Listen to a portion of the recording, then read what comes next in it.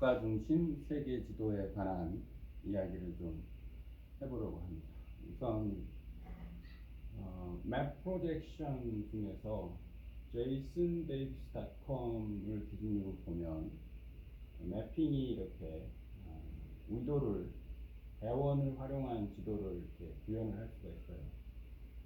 예를 들어서 서울을 중심으로 한 지도다 그러면 이렇게 서울을 중심으로 놓고 이야기를 할 수 있는데, 오늘 이야기할 주제는 이 대원, 서울을 기준으로 한 대원을 서울이 북위 37도 정도 되니까 최고점 버텍스 37도로 한 경도 좌표를 한번 어떻게 찾을 수 있는지 이야기를 해보려고 합니다.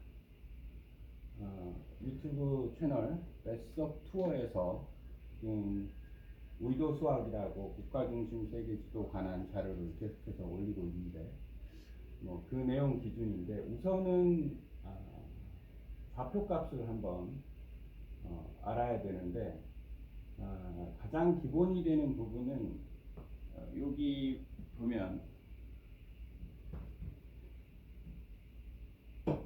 이게 짐볼인데 지름이 75cm입니다. 75cm를 계속 2배씩 연속으로 하면 0.75 곱하기 2의 n승인데, 2의 n승이 24배를 계속하면 이 짐볼이 지구만 해줍니다. 지구 지름이 약 16,375니까 12,100 700 정도 되겠네요. 12,700 메타 정도 되는 지구만 해주려면 24배만 하면 얘가 지구만 해줍니다. 얘가 지구라고 생각하면 지금 요 부분이 이제 적도 라인이 되겠죠.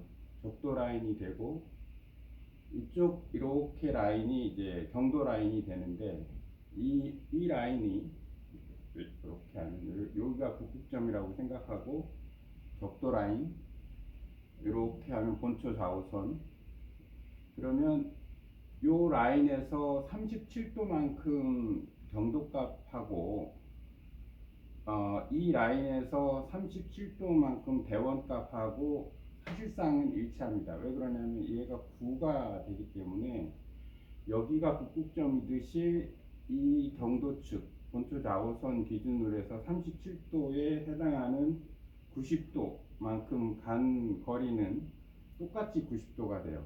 그래서 쉽게 말하면 37도만큼의 경도와 이 적도에서의 대원 37도는 쉽게 말하면 일치하는 거죠. 같은 그림이에요. 그래서 이 경도의 그 좌표를 알면 결국 대원의 좌표를 알 수 있다라고 되는 거고, 수치만 바뀐다 이렇게 되는 거죠.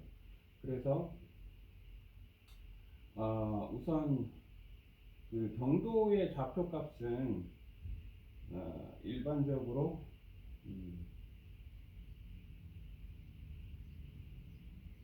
경도의 XYZ 그래프를 만들려고 합니다. X의 그래프는 코사인 의도 곱하기 코사인 경도, Y의 그래프는 코사인 의도 곱하기 사인 경도, Z의 그래프는 사인 의도입니다. 이 그래프를 그려주세요.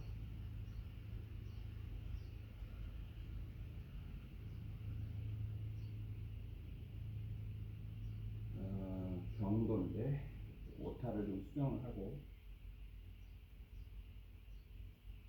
경도의 XYZ 그래프를 만들려고 합니다. XY 그래프는 코사인 의도 곱하기 코사인 경도, Y 그래프는 코사인 의도 곱하기 사인 경도, Z 그래프는 사인 의도입니다.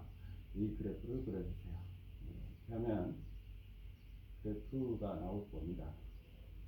이게 기본적인 의도상의 XYZ 좌표를 나타내는 거죠. 기본적으로. 그 그래프를 이렇게 보면은 x 그래프 그래서 Z 하나 더 추가를 해야 되겠네. Z 그래프는 사인 의도 그래프입니다.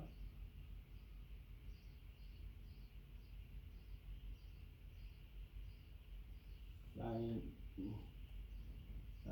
의도 그래프입니다. Z 그래프도 그 사인 값으로 계속해서 각도는 서경 180도에서 동경 180도까지, 그러니까 마이너스 180에서 180도까지 생각하면 돼요. 이런 개념이죠. 그러니까 90도, 여기에서 의도는 0에서 90도까지 올라가는 형태를 취하게 됩니다. 이렇게 지금 보면 이 x는 코사인 경도, 파란색은 y는 사인 경도, 의도에 따라서 이 두 값하고 z 값하고 해서 x, y, z 좌표를 구할 수 있는데 이 좌표 값이 리버스가 되는 거죠. 약간 그렇게 되면은 실제로는 y의 값이 대원의 좌표에서는 z 값이 되고 x의 값은 그대로 x의 값이 되고 z의 값은 y의 값이 되는 거예요. 코사인, 의도, 사인, 경도 이런 식으로. 요거를 한번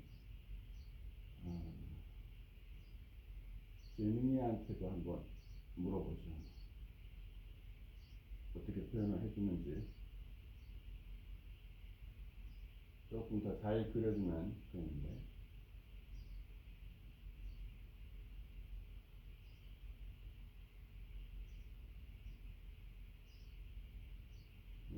프로그램 가지고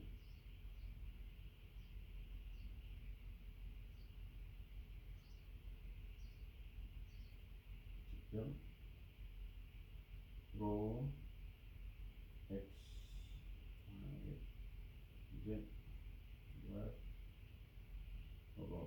이렇게 명령을 하면